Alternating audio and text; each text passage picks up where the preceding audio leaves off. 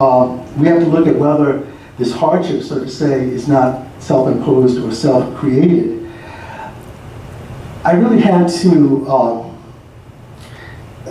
I guess it was a little bit of an awakening to me when I heard the expert witness, Mr. Pimentel, the planner, comment that because this particular development was subject to the Secretary of Interior's standards for rehabilitation, that this was a hardship. This is the first time I've ever heard the Secretary of Interior standards being used as a justification for hardship. It's absolutely ludicrous. That's the requirement under historic district zoning. Those are the guidelines that were adopted by your Bristol Historic District Commission, and it's applicable to every property owner within the district. So again, I just wanted to state on the record that I've never heard that argument, and I don't buy that at all. Secretary of Interior standards were duly adopted by your Historic District Commission, and they apply to all property owners within the district.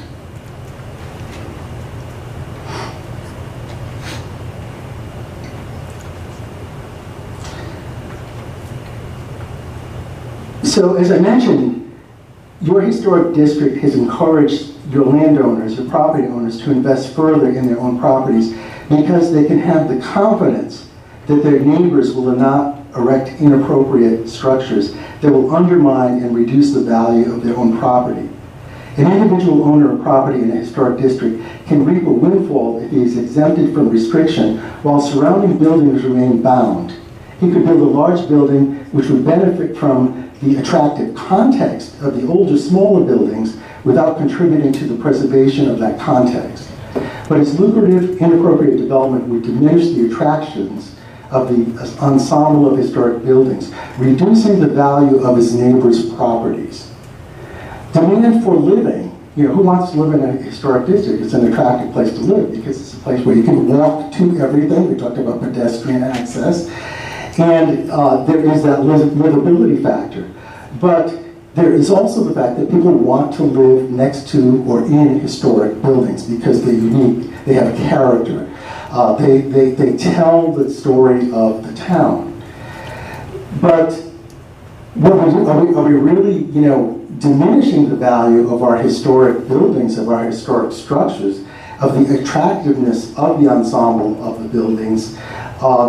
If we permit something that is, again, out of scale with the rest of the ensemble of historic structures. Again, there are other ways to accomplish this that we hope to address.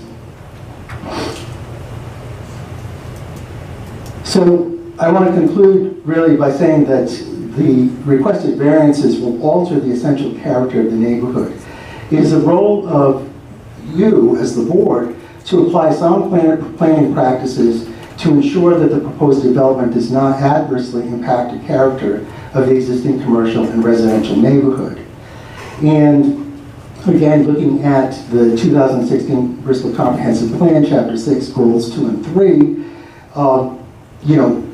I don't believe that the building as presented to us is not consistent with the pattern and scale of development in the area. It's autocentric, it does not engage the pedestrian, the street is not activated with pedestrian activity due to lack of commercial uses on Thames Street. There are questions with regard to traffic, safety impacts, and there are other factors that have to be taken into consideration. You're in a National Register district, you're in a local historic district. So there are other triggers that have to be looked at when dealing with new construction within a National Register district. So what we hope, can the proposed building design be reasonably altered to activate commercial activity along Thames Street, to have smaller, maybe detached structure or interconnected structures with walkable nodes, and to break down the box-like massing into elements of scale consistent with surrounding small-scale commercial and residential neighborhoods.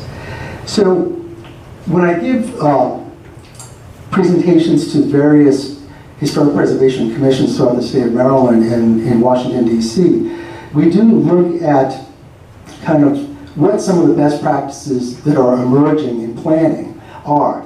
And one of them is basically to look at... Objection.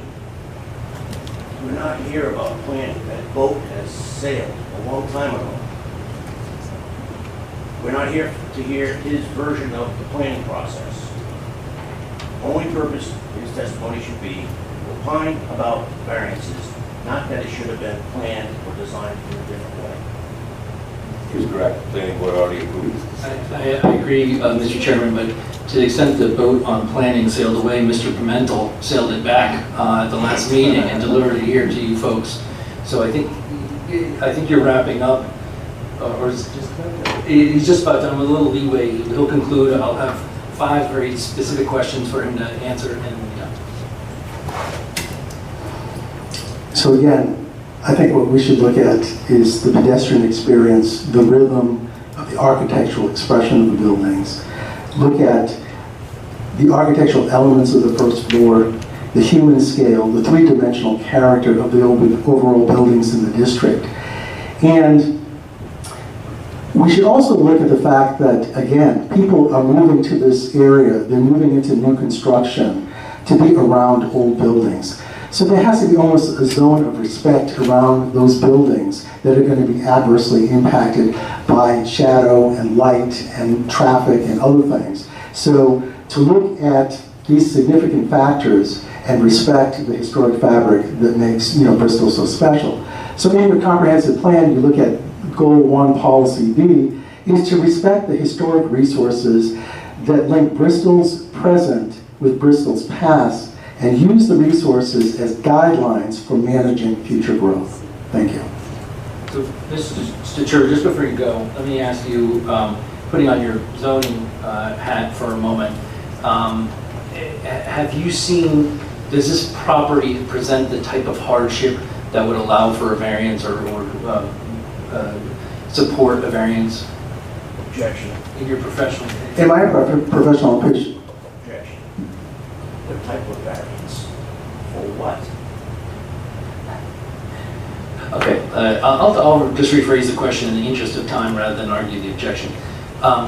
Does this property present the type of hardship that would support the 14 variances that are requested here today? I don't believe so. I believe that the fact that this is a self-created hardship. And is the property unique as compared to the properties around it, such that it would have the type of hardship that would support a variance? Objection. I call for real estate expertise.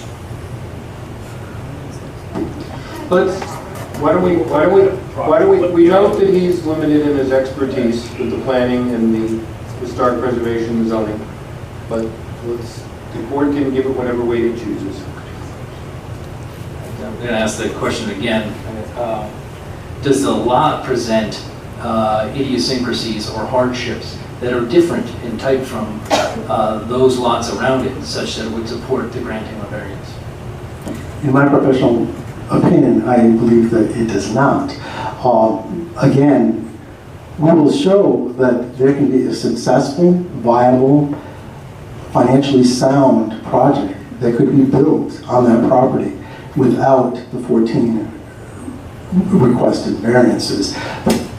So that leads me to my second and last question, which is the structure as it's proposed.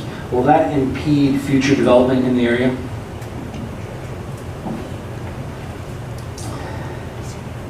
In my opinion, I believe that it will, and I believe that it will set a certain precedent with regard to larger scale type of development that you see in Newport, for example. Newport was raised earlier in my discussion. And again, Bristol was a working waterfront, and still is to some extent a working waterfront with small-scale buildings.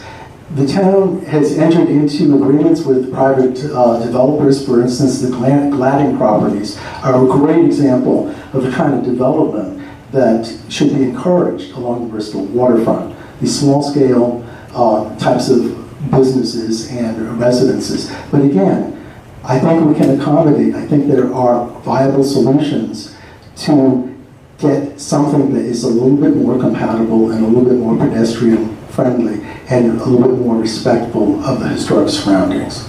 Thank you, Mr. Chair. Yes, thank you.